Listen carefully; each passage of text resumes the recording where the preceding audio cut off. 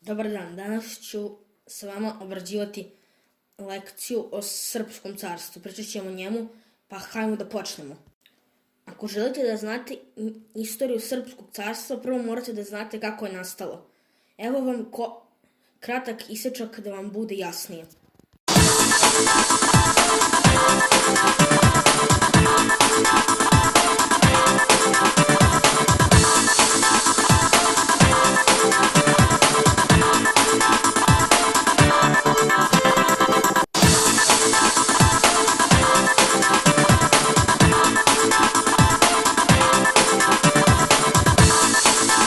Srpsko carstvo je srpska srednjovekovna država koja je postojala sredinom 14. veka. Srbija je postala carstvo kada se kralj Stefan Dušan proglasio za cara u Seru, krajem 1345. godine. Težnje ka ovoj tituli se javljaju još od početka velikih osvajanja vizantijskih teritorija. Dušan Silni živao je od 1308. godine do 1355. godine. Bio je poslednji srpski kralj iz dinastije Nemanjića. Takođe, Dušan je bio prvi srpski car. Formirao je Srpsko carstvo i doneo je prvi srpski zakonik, Dušanov zakonik. Uroš Neki je bio sin cara Dušana. Uroš Neki je živao od 1336.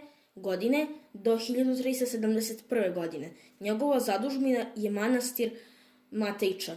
Uroš je poslednji vladar iz loze Nemanjića. U vreme njegove vladavine se raspalo Srpsko carstvo. Kosovski boj se odigrao u zemlji Vuka Brankovića.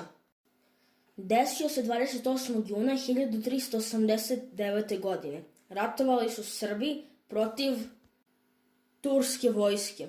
Na srpsku stranu stali su knez Lazar, Vuk Branković i kralj Bosne Tvrtko.